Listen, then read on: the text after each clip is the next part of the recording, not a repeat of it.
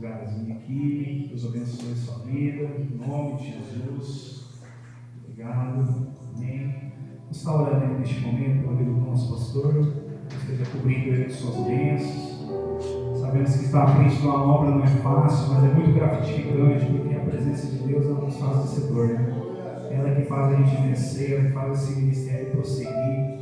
Estamos aqui para adorá-lo neste momento. Coloque sua mão aqui na direção dele, em nome de Jesus. Se você for usado aqui na sua oração para repreender alguma coisa sobre a vida dele, do mal, que Deus esteja protegendo a vida do pastor em todos os momentos da sua vida, da sua caminhada, livrando-lhe de todo mal, em nome de Jesus. Muito obrigado, Jesus, pela tua presença aqui neste lugar, Deus. Obrigado pelo servo do Senhor, Deus, que entendeu o íntimo do Senhor. Obrigado por gerar toda a criatura, meu Pai. E neste momento, meu Pai Deus, nós pedimos a bênção do Senhor, meu Pai, sobre essa vida, meu Pai Deus. Que toda retaliação, todo mal, meu Deus, seja repreendido contra essa vida, meu Pai, em nome de Jesus. E que ele esteja sendo usado, abençoado pelo teu poder, meu Pai Deus, para sempre, meu Deus. Quando ele estiver fôlego de vida, você esteja com ele, meu Pai Deus, para anunciar as boas novas, meu Pai Deus. Muito obrigado, Deus, porque você tem colocado ele aqui na nossa vida. Obrigado, Deus, pela presença dele aqui em Antônio João, Deus, meu Pai. E eu creio, Deus, em nome de Jesus, que muitos lugares ainda serão abertos, meu Pai, para essa vida, meu Pai Deus, porque eu sei que o Senhor derramou, Pai, essa unção sobre nossas vidas, meu Pai. Muito obrigado, Senhor Deus. Nós oramos por esse momento, meu Pai. Usa a vida dele, meu Pai, para a honra e glória do Senhor, Deus, nessa noite. Usa as palavras, aquilo que você tem falado com ele durante a viagem, durante o seu pensamento. O Senhor esteja, Pai, Deus, ministrando aqui nessa noite, Deus, e que haja fruto, meu Pai, nessa pregação, e que haja fruto, meu Pai, do Espírito deste lugar, Pai. Muito obrigado pela nossa oração, em nome do Pai, em nome do Filho e do Espírito Santo, em nome de Jesus. Amém. Que Deus abençoe, em nome de Jesus. Amém. Aleluia.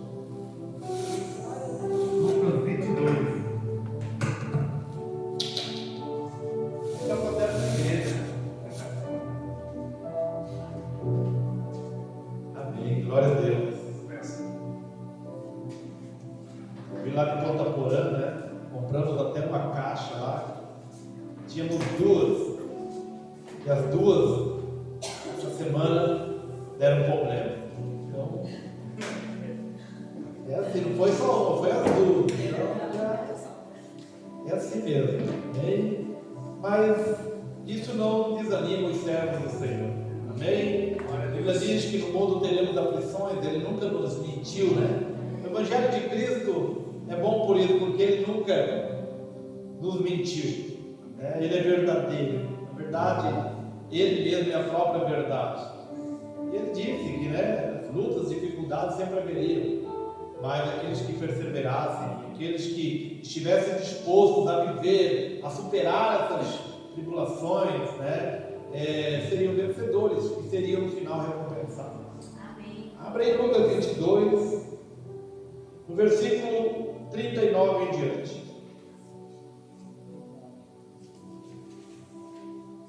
Amém? A Bíblia diz assim: e saindo foi como de costume para o Monte das Oliveiras, e os discípulos o acompanharam.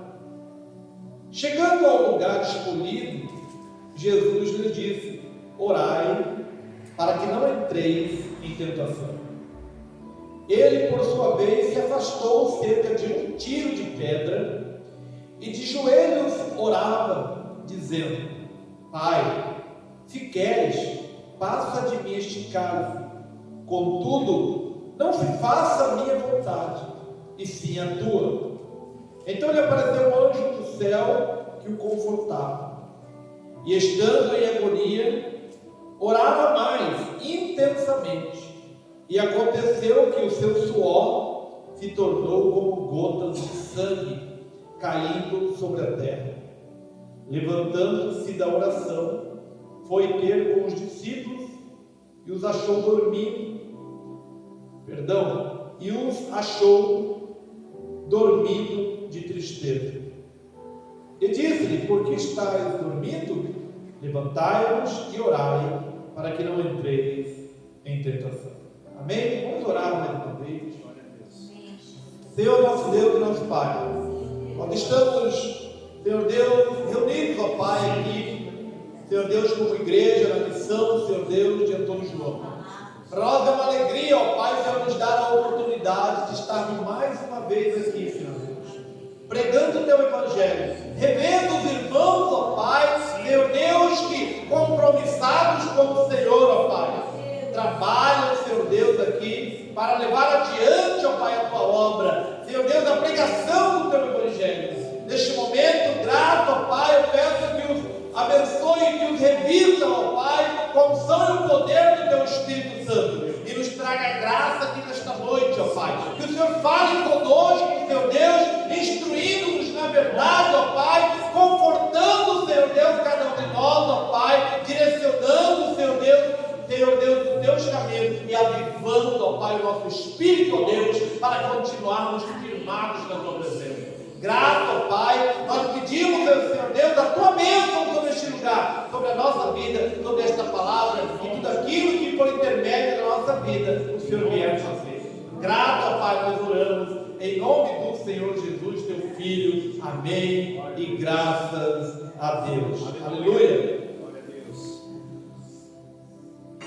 Amém, glória a Deus. Irmãos, primeiramente, quero pedir perdão aos irmãos, né, por não poder estar aqui no domingo, né, para realizar a ceia. E sim, hoje, no sábado, nós também enfrentamos algumas dificuldades, né, para estarmos aqui no domingo. E para não ir passando, para nós acharmos um domingo que dê certo, né? E aí às vezes leva 2 meses, então pelo menos todos os meses nós queremos estar aqui, né? Se puder no domingo, nós marcamos no sábado, porque nós estamos aqui para fazer a obra do Senhor. Amém? Então nós estamos aqui hoje, esse intuito, né, de celebrar a ceia do Senhor. Mas talvez algumas pessoas poderiam dizer: mas por que o Márcio mesmo, o pastor lá, o obreiro, não pode realizar a ceia do Senhor? Tudo existe seu momento. Tudo está dentro do cronograma do Senhor, dentro da sua vontade. Assim como a igreja institui, né, um pastor. Eu lembro que em Bela Vista, quando o pastor Osés era seminarista ali, né, o pastor Eduardo vinha, né, com muita idade, lá da cidade de Jardim, né, para ministrar a ceia. E dali ainda às vezes vinha lá para Caracol, né, estrada de chão, numa belina bem surrada, né? Às vezes quebrava no caminho. E então, mas o pastor vinha, porque essa é a função do pastor. E nós temos que entender isso. Vamos ver esse texto. Eu quero aqui trazer algo de forma bem breve, mas de forma objetiva, que Deus tem colocado no meu coração por um determinado tempo. E eu estive falando na cidade de Bela Vista, né?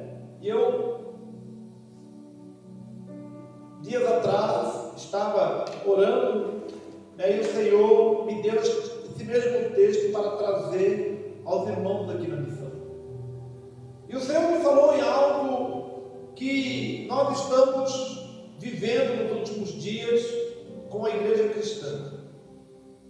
Estamos vendo uma grande dificuldade das pessoas pregarem o evangelho verdadeiro aqui nas igrejas. Se você entrar hoje nas redes sociais, vocês vão encontrar pregadores, né?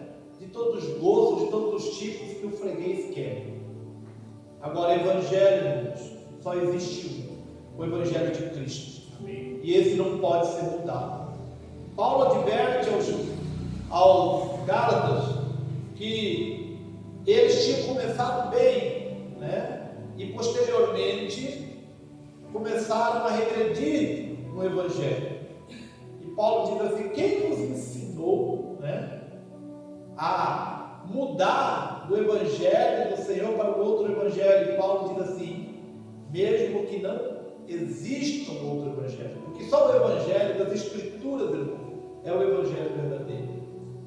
Hoje as pessoas não pregam, não sei, né? Os irmãos que gostam de redes sociais vão ver. Hoje as pessoas, né, podem usar esse microfone e começar a falar desse microfone e dizer que esse microfone é importante, que isso é para Deus. Irmãos, nós precisamos pregar a palavra, o evangelho. O evangelho precisa ser exposto às pessoas, porque o que muda a vida das pessoas é o evangelho. O que transforma as nossas vidas é o evangelho. Então o Senhor nos enviou a pregar o evangelho.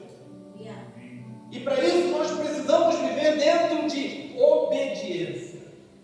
E eu gostaria de dizer aqui aos irmãos que o Senhor me deu um texto que fala sobre obediência a Deus ou boas intenções.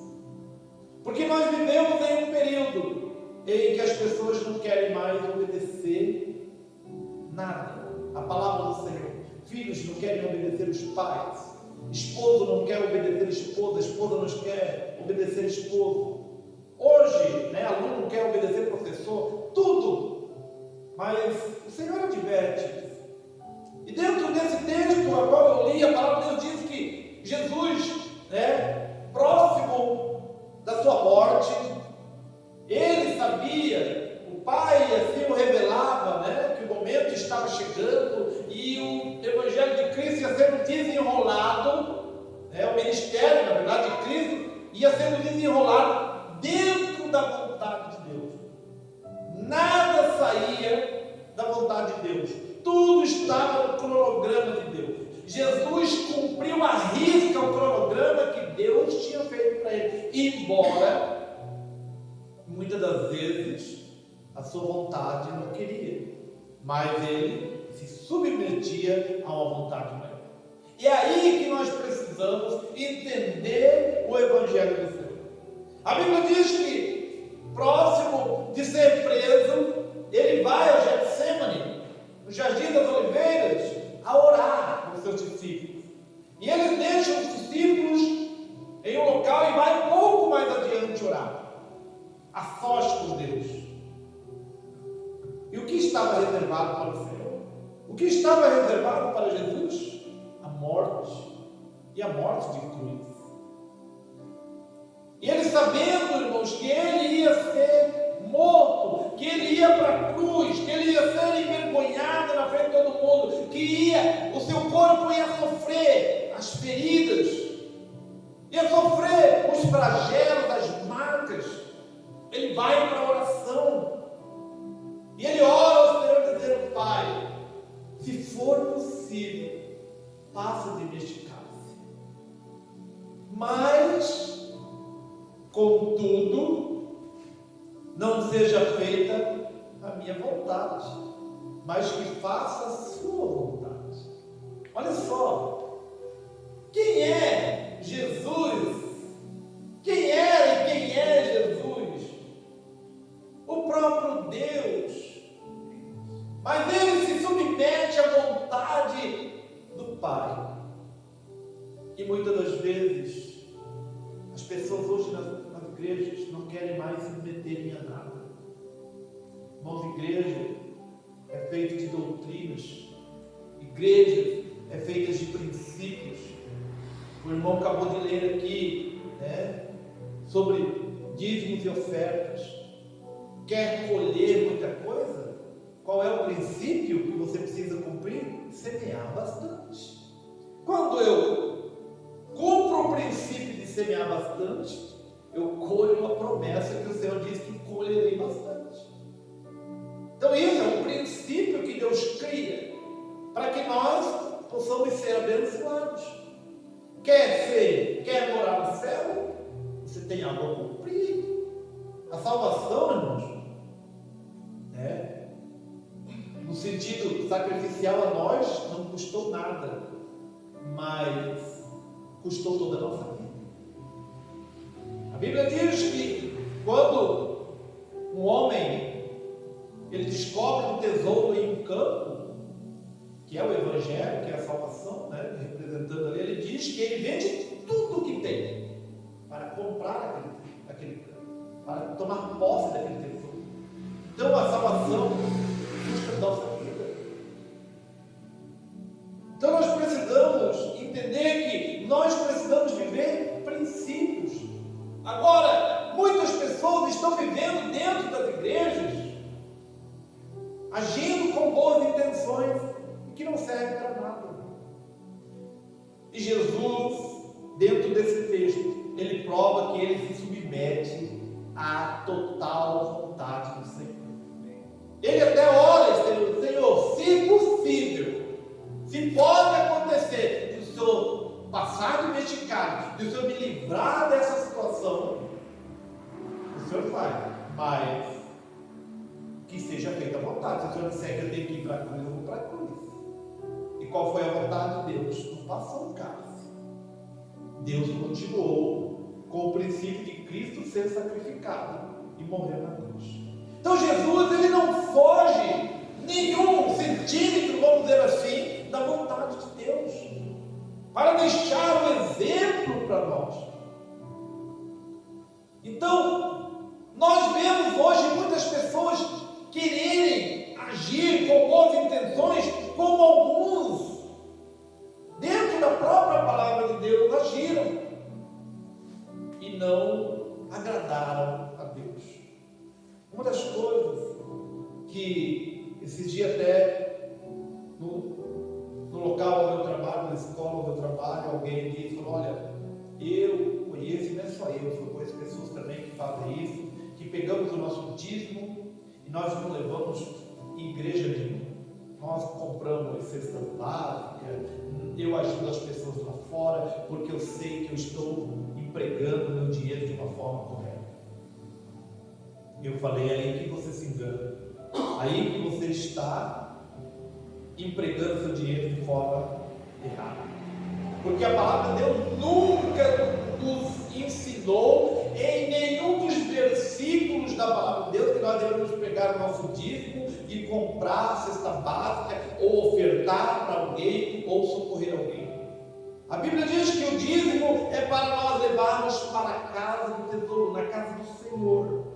O dízimo é para custear o reino de Deus, para manter a obra do Senhor aqui na terra, para custear aqueles que trabalham hoje, os pastores que vivem ali trabalhando na pregação do Evangelho, como no Antigo Testamento, para sustentar a tribo de Levi, que trabalhava exclusivamente dentro do templo, primeiramente no tabernáculo, depois do templo, de forma total.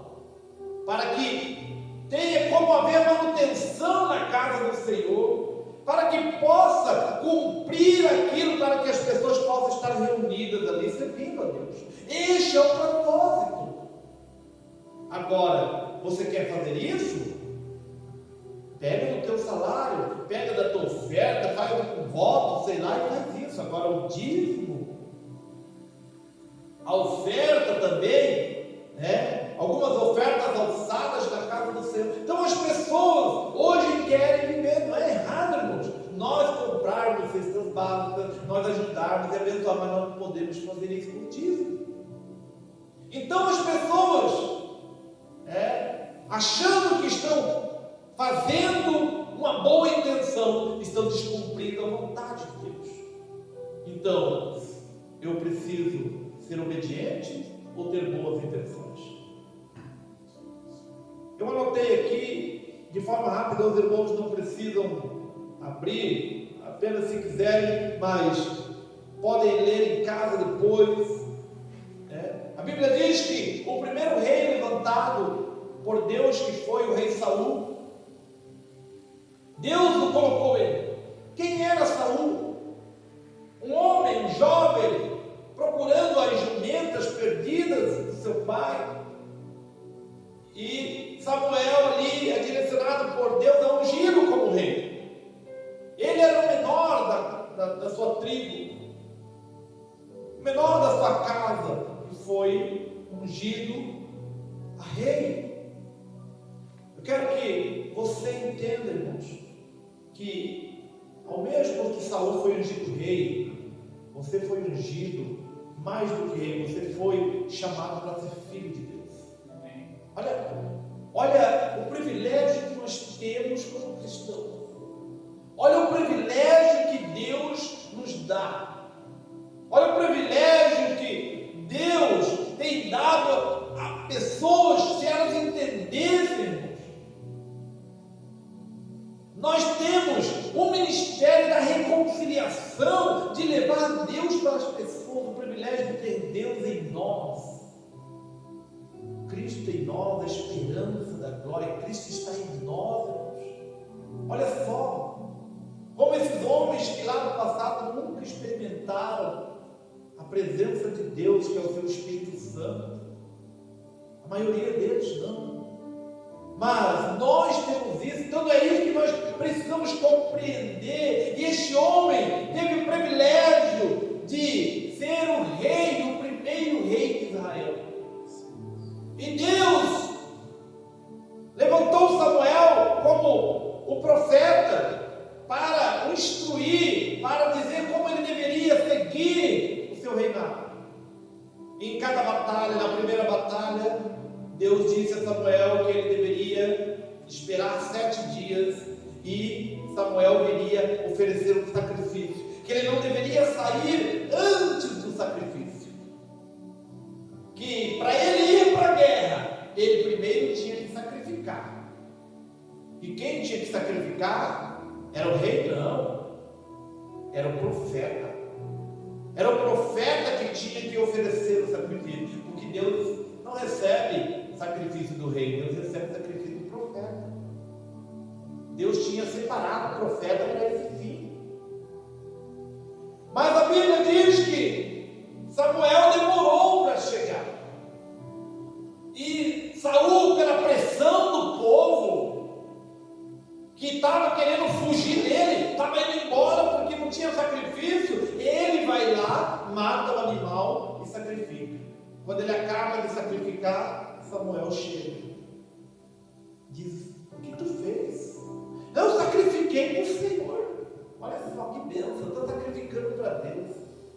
Quem disse que você tem autorização para sacrificar? Quem disse que Deus te ungiu, te levantou para sacrificar? A intenção era boa, sacrificar para Deus, mas estava debaixo de desobediência. E o que acontece, irmãos? Deus entristece com Saul. E na segunda leva, que Saul agora é totalmente reprovado como rei, Deus manda Samuel dizer a ele: agora você vai, Saul, e guerreie contra os amalequitas, pegue Agag e todo o povo e mata. Não é para deixar uma alma viva, até as crianças de peito é para exterminar. Não é para deixar nenhum animal vivo, nada. Porque os amalequitas, Deus, eram as primícias para Deus. Era o primeiro povo que o rei ia lutar, eram os amalequitas. E tudo que é primeiro é para o Senhor. Então nada. Depois os irmãos vão ver que a primeira cidade que eles destruíram e conquistaram foi o quê? Jericó. Não era para se pegar nada de Jericó. Sabe por quê? Porque tudo que é primeiro é para Deus. Toda primícia é para o Senhor. Deus requer para ele. E os amalequitas foram o primeiro povo que lutou contra Israel depois que eles saíram do Egito.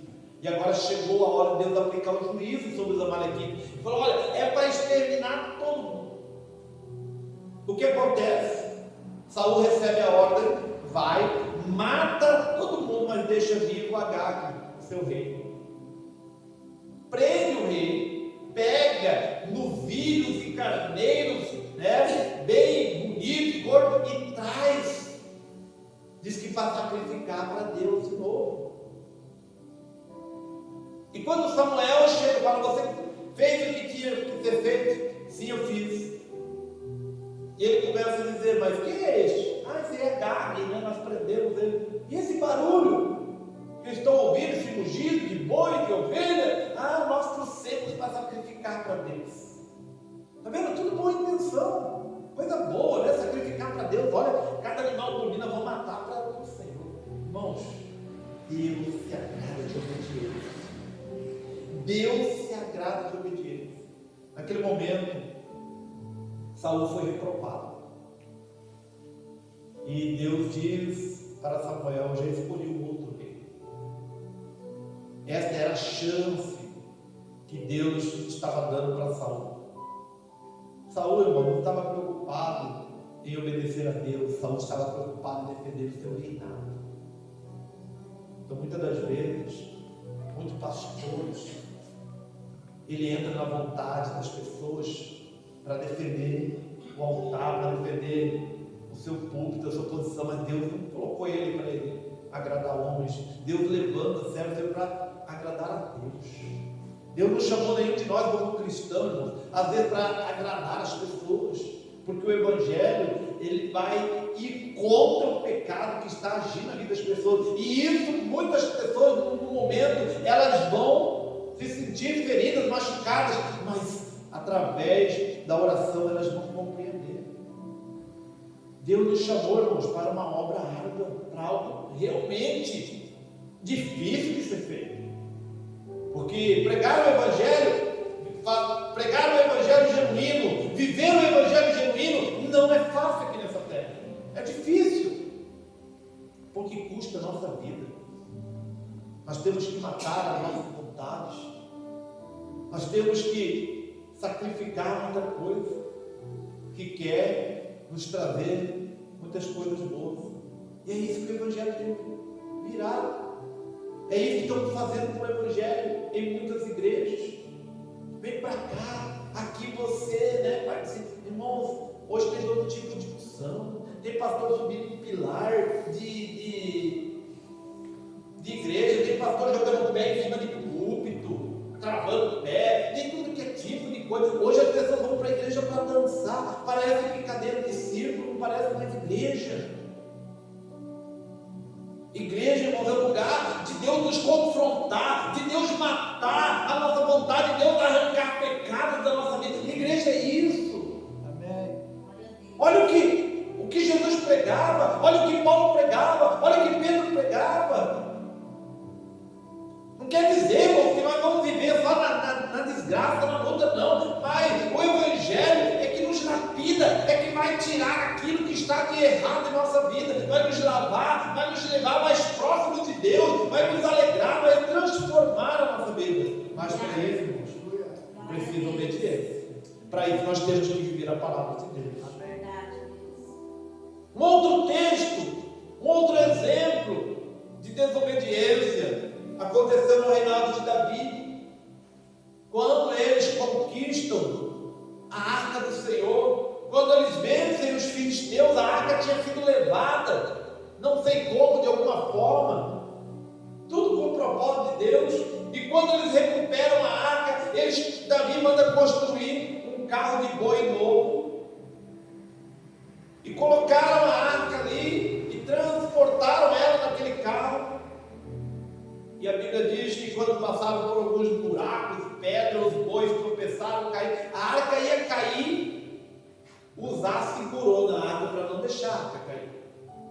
A Bíblia diz que ele morre na hora. Mas a intenção era boa, segurar a arca para não deixar a arca cair, né? Nós estávamos cuidando da arca, mas morreu.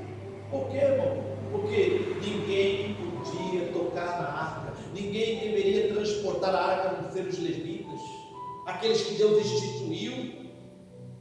É por isso, irmãos, que hoje as igrejas estão todas bagunçadas por aí fora, uma grande parte das igrejas. Nós não estamos dizendo que nós somos a única igreja que vivemos, né, de forma correta, não. Mas uma boa parte parte da igreja, em todos os lugares nós temos visto igrejas abrindo em qualquer lugar, pastor que nunca fez uma teologia, nunca conheceu a fundo o ministério, nunca teve um chamado de Deus, mas ele quer ser pastor, ele abre uma igreja, porque hoje qualquer um pode abrir igreja, aluga um salão, escolhe um nome lá, coloca, abre a igreja e faz negócio da igreja. Está lá às vezes no gabinete do prefeito, está isso, aquilo e tal. Mas não vão subsistir, vão cair. Mas muitos estão pregando aquilo que as pessoas querem e atrai as pessoas, porque as pessoas querem receber, elas não querem dar ao Senhor, elas querem receber, elas querem usar Deus para serem beneficiadas, elas não querem viver o Evangelho do Senhor. Então, isso tem matado muita gente. Usar morre aqui por desobedecer, mas estava até mesmo realizando uma boa intenção. Então, nós precisamos entender que o Evangelho, irmãos, tem princípios para nós. O Evangelho tem doutrinas para nós. O Evangelho tem algo que Deus nos deu. E se nós queremos colher, nós estamos trabalhando durante todo o ano nas igrejas de Bela Vista, esse propósito, semeando princípios e colhendo as promessas. Porque não tem como eu colher se eu não plantar aquilo que realmente veio de Deus. Muitas coisas podem vir, mas não dada por Deus, porque o diabo também tem coisa para dar. Agora, a obediência, ela vai nos abençoar. Você pode ler também um ato de desobediência, ou de até estar fazendo uma boa intenção, mas não dentro da vontade de Deus, igual Ananias e Safira, lá em Atos, capítulo 5. Mas eu quero falar aqui também com os irmãos, que quando nós andamos dentro da obediência do Senhor, as coisas acontecem na nossa vida. Olha o ministério de Josué. Quando nós lemos o capítulo 1 de Josué, o Senhor está ali ordenando a Josué, chamando Josué, dizendo: assim como eu fui com Moisés, assim serei contigo. Ninguém vai ficar de pé diante de ti, Josué. Ninguém vai prevalecer contra você. Agora, seja forte, corajoso e obediente. Não desista. Não se aparte de ti a palavra desta lei que hoje te ordeno. A palavra de Deus ia doutrinar, direcionar Josué. O que acontece? Josué vai conquistando tudo, porque estava debaixo de obediência. Aparentemente, irmãos, eram coisas que não tinha nada a ver. Vai lá, rodeia a cidade, não fala nada, fica 7 vezes rodeando a cidade em silêncio. Parece coisa de mas fé é isso, irmãos. Fé é agir naquilo que é impossível, que parece que não tem realmente condições. Sabe por quê, irmão? Porque Deus não quer que nenhum homem se glorie, porque toda a glória é dele. Deus não divide a sua glória com ninguém. A glória, por isso que Deus chama os pequenos e confunde os grandes. Deus levanta o fraco e confunde o forte. Deus chama os indoutos e confunde os sábios. É tudo de forma contrária ao agir de Deus, daquilo que as pessoas pensam. Então é assim que Deus vence. É quando nós andamos em obediência. Quantas vezes era para dar 7? Deus, não pode ser 5 ou 3, pode dar 3 só, Mas Deus falou 7. Então se é 7, vamos andar 7. Na última ele vai gritar. Depois o irmão sabe, os irmãos que ele conhecem, lê história. Então, aquilo ali, irmão, era obediência. Mas hoje o homem fala: não, para você, para as coisas acontecerem mais ligeiro na tua vida, tem que dar uma volta aqui. Lembrei aqui que uma determinada igreja lá em Bela Vista, disse que fez, não viu, um outro irmão que me contou uma vez que eles fizeram lá, né? A campanha derrubando as muralhas de Jericó, né? Diz que compraram aquelas vuvuzelas que usavam na Copa lá, né? Era uma para cada pessoa. Ele disse que meia-noite ele estava na campanha, não era que meia-noite todo mundo. E a igreja era meio colada na cara. O cara que vizinho lá que contou, que ele caiu da cama, de luz lá, assustado, né? Com aquilo. A campanha derrubando as muralhas do Jericó. Todo mundo com vuvuzela tocando. Então, irmãos, nós temos que entender que, né, aquilo que o Senhor fez lá, de forma, que as pessoas viam, acontecia, hoje é pela fé. O Novo Testamento é pela fé. Nós precisamos andar pela fé e obediência. É por isso, irmãos, que as pessoas hoje estão sendo enganadas, porque Deus hoje, Ele não requer mais sacrifício do homem. Ele não requer mais aquilo que no Antigo Testamento se fazia. Hoje, nós vivemos pela graça, totalmente pela fé em Cristo. Aquilo que se usava no Antigo Testamento, hoje não se usa mais. Aquilo simbolizava só Cristo. Mas as pessoas querem, né, trazer isso. Eu quero dizer uma coisa aqui, irmãos. E preste muita atenção, porque você nem dá ouvido para essas pessoas. Estou trazendo de Israel isso aqui, irmãos. Como se Israel fosse redentora de toda a bênção de Deus. A bênção que estava sobre Israel foi transferida para mim e para você que somos igreja. Amém. Assim como Israel é abençoado, eu sou abençoado hoje. Porque Cristo é a fonte da bênção. Então eu não preciso de óleo de Israel, eu não preciso de manto de Israel, eu não preciso de nada de Israel para me ser abençoado.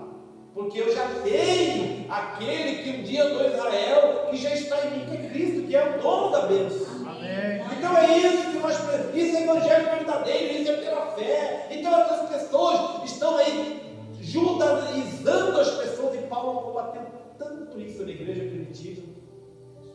Isso tem acontecido nas igrejas. Por que eu falei isso? Porque as pessoas, né, trazem isso e vendem caro. Eu tenho irmãos lá na nossa igreja que vieram de outras igrejas. Nesse dia ele me mostrou, ele guardou lá, né, um par de meia, né, que ele comprou por R$500 na época que ele me disse. Aonde colocar as plantas de vossos pés será lugar santo, está escrito na meia, né? Irmãos, você pode estar de bermuda e camiseta regata dentro de um lugar aí, né, vamos dizer assim, a bênção está lá. Por exemplo, você tem que vir na igreja assim, vamos supor que você vai passar o final de semana, né?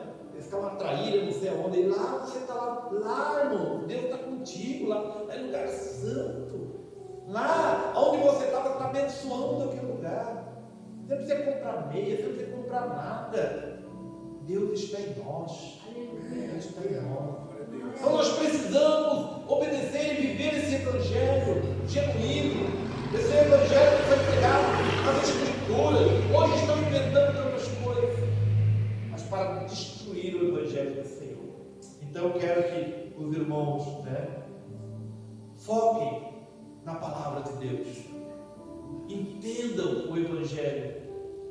O Márcio, a igreja, nós estamos ali em Bela Vista para auxiliar os irmãos aqui, né, para ajudar essa igreja a desenvolver um trabalho sério, como muitas outras igrejas desenvolvem, mas muitas outras não desenvolvem. E cada dia nós recebemos pessoas lá na igreja, né, com tantos problemas, com tantas decepções em outras igrejas, tantas promessas falsas, mas eu quero dizer para os irmãos que o Senhor, Ele não falha. Agora, se você estiver debaixo de obediência, você vai conquistar tantos Deus vai te abençoar de uma forma maravilhosa. Então, que nós possamos, né, viver ao exemplo de Cristo, assim como está lá em Hebreus 12, e nós devemos olhar para Ele, Ele é o nosso alvo, né? Olhando para Ele, autor e consumador da nossa fé. Então, quero dizer aos irmãos que hoje nós estaremos celebrando a ceia. E este é o motivo, irmãos, de nós estarmos aqui celebrando a ceia, porque foi obediente. Porque ele foi para a cruz. Ele foi sacrificado. Né? Ele deu o seu corpo como pão e o seu sangue como vinho. Para nos alimentar e para nos purificar. Então, a obediência, ela está acima de qualquer boa intenção. Né? Você pode até ter boa intenção em muitas coisas, mas não deixe de ser obediente. Obedeça em tudo ao Senhor, porque Ele quer te abençoar. E para finalizar, eu vou ler o texto de Deuteronômio, tá? 28, que o Senhor vai dizer da seguinte forma: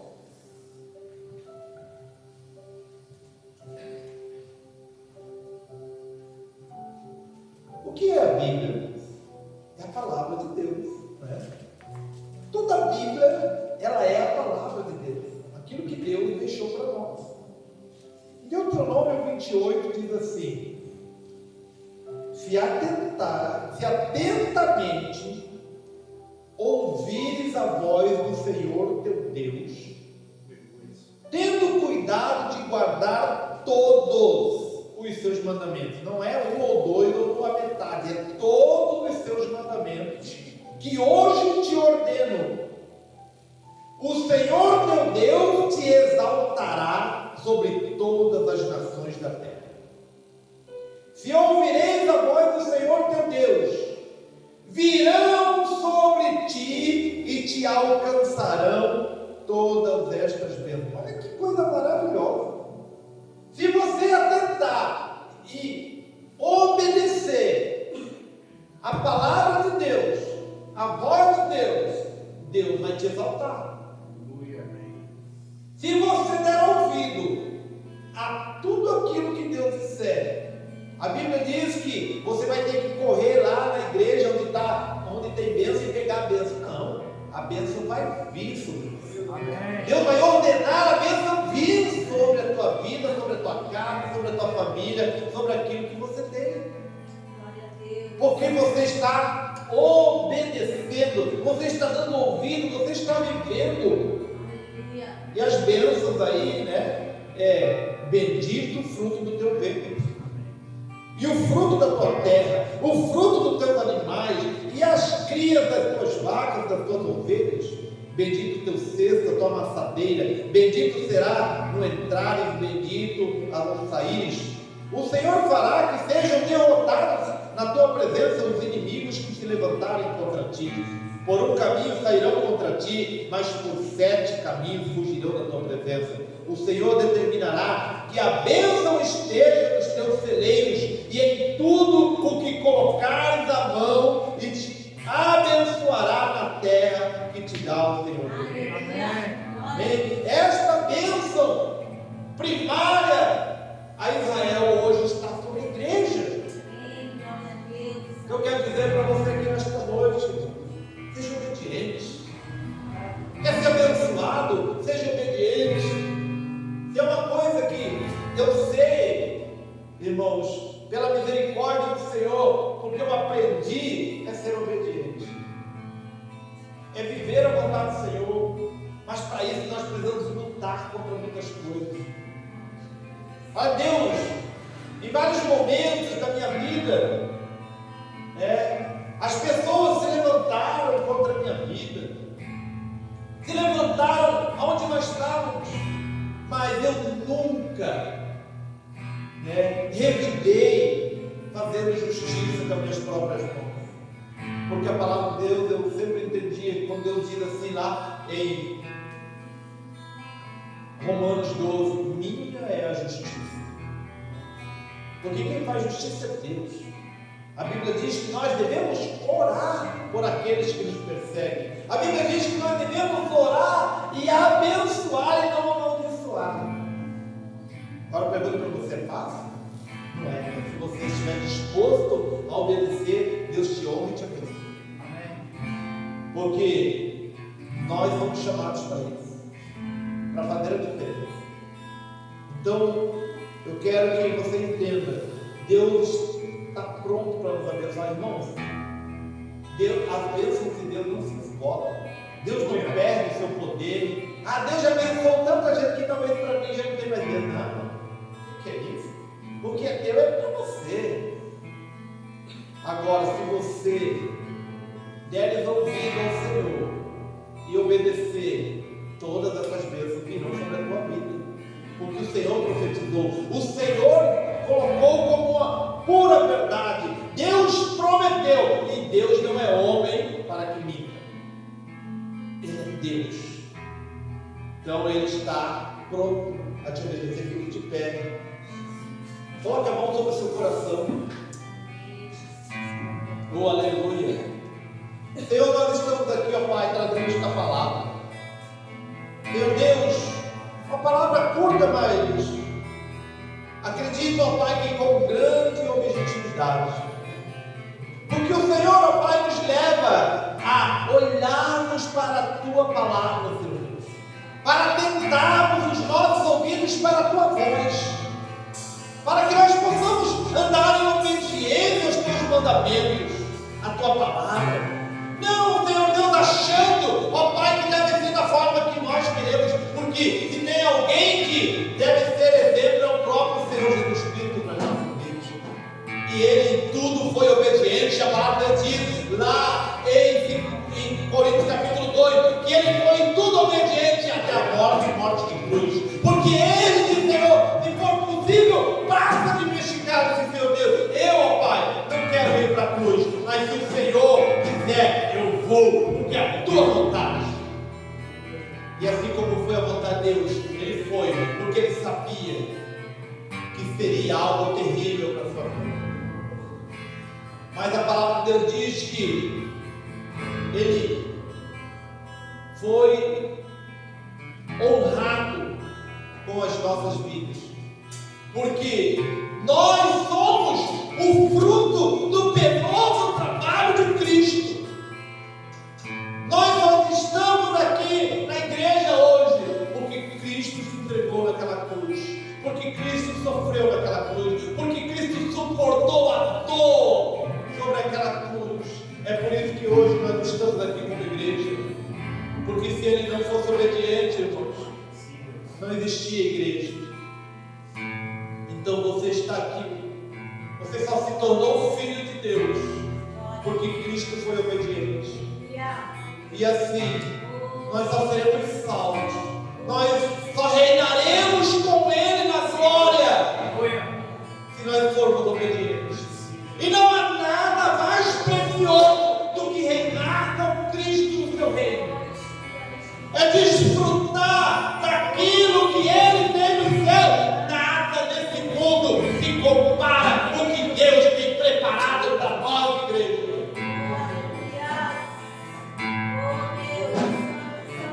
O céu é a nossa esperança. O Senhor é a nossa esperança. Um dia nós veremos como Ele é. Um dia nós teremos reunidos com Ele para todo sempre. Aí não haverá mais choro, não haverá mais pranto, não haverá mais nenhum tipo de sofrimento, porque nós viveremos para a Sua vontade na eternidade. Eu sei que foi pago um alto preço para que contigo eu fosse meu irmão. Quando Jesus derramou sua vida, Ele pensava em ti. Ele pensava em mim, pensava em nós, e nos via redimidos por seu sangue, vencendo por combate do Senhor, lado a lado, trabalhando sua igreja de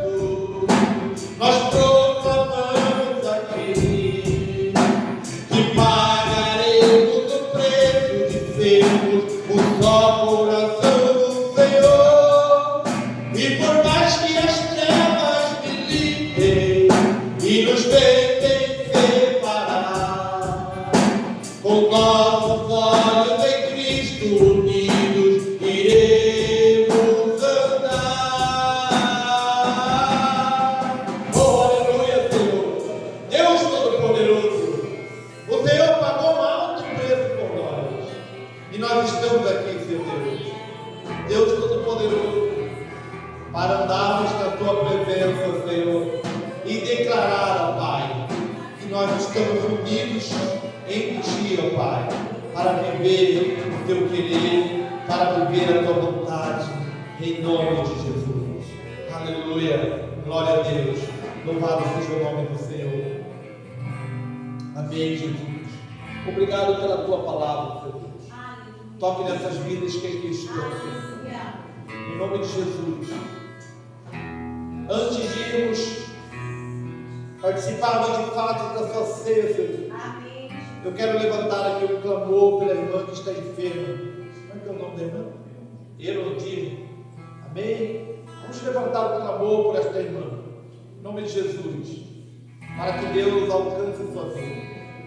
Para que Deus a restaure. Para que Deus a levante. Para que tudo isso venha contribuir para o bem daqueles que amam a Deus. Para que isso traga algo de novo sobre a vida. Que o Senhor venha restaurar. Mas que aprendizados venham com tudo isso.